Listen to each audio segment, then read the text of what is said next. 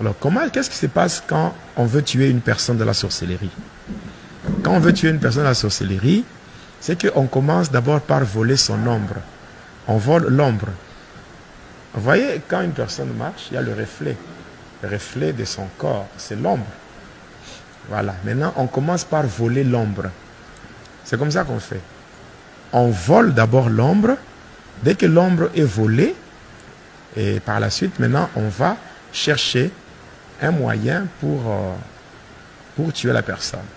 Ça sera soit par un accident, par une maladie. Donc on va chercher par un accident et tout ça. Et la personne va mourir. Dès que la personne meurt, on peut même appeler un médecin pour vérifier les signes vitaux. Et la personne ou le médecin va même confirmer.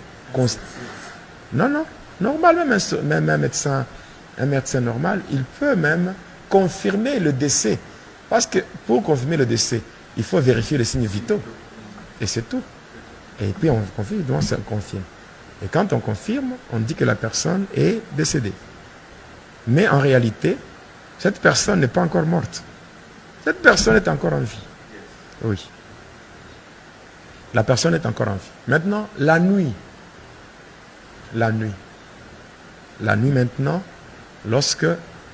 quand on va aller enterrer la personne. Maintenant, la nuit, tous les sorciers qui étaient dans le complot, ceux qui ont orchestré la mort de la victime, vont se réunir au cimetière et ils vont entourer la tombe. Et le sorcier qui a fait le sacrifice, on va lui donner un fouet. Et on appelle ça le fouet d'appel. Il va avancer et quand il sera devant la tombe, il va frapper 3 fois. Dès qu'il frappe 3 fois, la personne que vous avez enterrée va sortir. Quand la personne sort, on prend l'ombre qui était volée et on lui retourne ça. Et là, la personne est consciente. Et la personne va même reconnaître les gens qui l'entourent. Et à ce niveau-là, la personne ne peut plus rien faire. À ce moment-là, il n'y a pas de secours. Même si la personne crie, il n'y aura rien. Même si la personne appelle Jésus, même Jésus ne viendra pas. Même si Jésus-Christ est un secours qui ne manque jamais dans la détresse, là, il ne viendra pas. Parce que Jésus n'est pas un Dieu des morts. C'est un Dieu des vivants. C'est pendant qu'on est en vie qu'on peut faire recours à lui. Donc, dès qu'on meurt, c'est fini. Et là, qu'est-ce qu'on va faire? On va chercher maintenant un œuf non préparé. Et on va l'écraser sur la tête de la personne afin de rendre sa conscience stérile.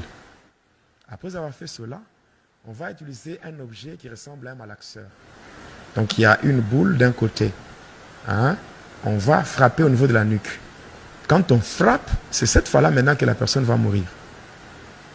Maintenant, avant cela, si la personne qui l'avait sacrifié avait besoin de l'utiliser, soit au champ, à la pêche, là on va le laisser.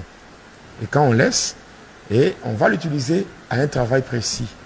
Et pendant le temps qu'on l'utilise et qu'on ne l'a pas encore tué, il y a des fois, on peut même voir cette personne ici dans le monde. On peut voir.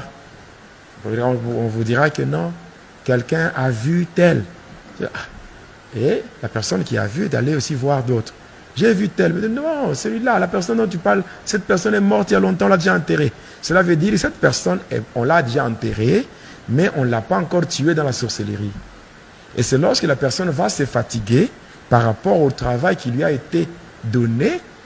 Quand la personne se fatigue, c'est là qu'on va encore ramener pour frapper et tuer et manger. Comment? Dans le cercueil. Il n'y en a pas? Il n'y en a pas? On l'a déjà pris. Il n'y en a pas, on a déjà pris. Non, c'est dans une dimension maintenant ésotérique. Ésotérique, c'est-à-dire que c'est comme dans ce monde ici. Vous pouvez être avec un sorcier. Vous êtes là, vous êtes en train de parler avec un sorcier. Il peut utiliser son deuxième corps. Il a un corps normal et le corps astral. Et par rapport à ça, il peut être avec vous, en train de vous ensorceler, vous êtes là. Voilà. C'est pour cela, un enfant de Dieu doit avoir le Saint-Esprit.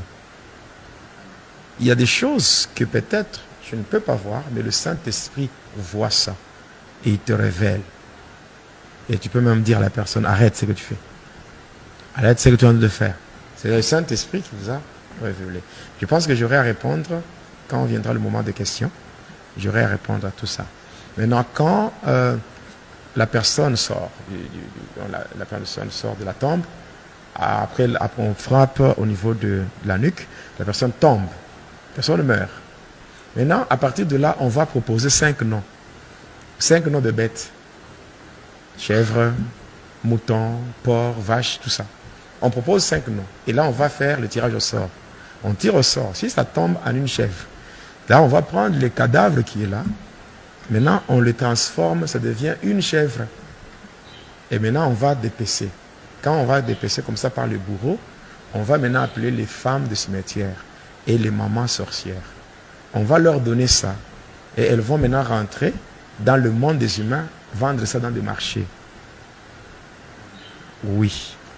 Vendre ça dans des marchés. Et le reste, le sorcier mange là-bas. Maintenant, quand elles rentrent avec ça, elles vont vendre ça au marché et mettre sur leurs étalages au marché, non? Et maintenant, sur leurs étalages, il y a une main. On appelle ça la main d'appel. C'est une main qui est invisible aux yeux charnels. Mais quand vous entrez au marché, elle fait ça. Elle vous attire.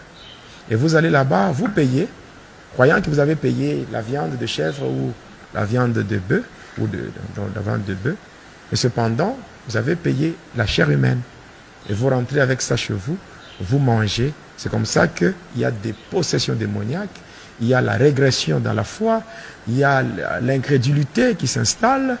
Donc, il y a toutes ces choses-là, des maladies incurables, c'est passant par ces choses. Il y a des fois, on prend le sang humain, on transforme, ça devient de l'huile de palme, on amène dans le marché et les gens achètent. Les gens achètent ça. Il y a des fois, les sorciers transforment les doigts des cadavres, on transforme ça, ça devient des gros frétins. On amène dans le marché. Donc, il y a beaucoup de choses qui se font. Il y a des choses qui se font, on peut transformer, on transforme beaucoup de choses. On peut prendre l'eau, c'est-à-dire, on peut prendre un cadavre, on le laisse pendant 4 jours. Et quand le cadavre commence à se décomposer, le corps commence à sécréter un liquide.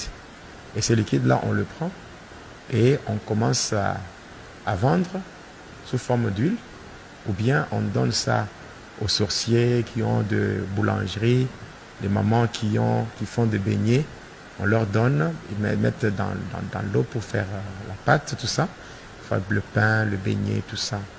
Et les gens achètent, hein, ça attire les clients, tout ça. Les gens achètent sans savoir ils mangent quoi. Et tout ça. Donc, cette même eau est donnée aussi aux faux prophètes. Aux faux prophètes, ils utilisent cette eau-là, où les gens vont dans des églises, ils prennent de l'eau et tout, sans savoir c'est quoi. Et quelqu'un dit, moi, je suis allé avec des... Eux ne peuvent pas faire la magie. Parce que c'est comme, un exemple, un magicien fait la magie, il exécute son travail, il fait une démonstration, un numéro, il prend un petit caillou, il met dans sa main. Il dit, regardez dans ma main, vous voyez quoi? Un caillou. Il ferme la main. Et après, il fait quelques incantations. Il ouvre la main. Il dit, mais regardez, qu'est-ce que vous avez vu? Il y a maintenant un bonbon. Les gens voient que c'est un bonbon. Mais qu'est-ce qui se passe? Qu'est-ce qui s'est passé? Entre le magicien et le spectateur, il y a un voile d'aveuglement. Quand il ferme la main, il y a un démon qui vient avec un bonbon. Lui, il ouvre, vous ne voyez pas. Le démon change, il met le bonbon et il prend le caillou. Quand il ouvre, il vous montre ça, il ouvre, donc il enlève le voile. Vous regardez, vous voyez qu'il a fait la magie. C'est ça. Donc, un faux prophète, un faux serviteur, vous lui amenez votre bidon rempli d'eau. Pendant qu'il est en train de faire la prière, les démons déversent tout. Et on remplit avec de l'eau qui vient de cadavres en décomposition et on vous donne. Et vous rentrez avec ça et il y a des problèmes qui arrivent. Vous buvez, vous aspergez dans la maison, vous mélangez.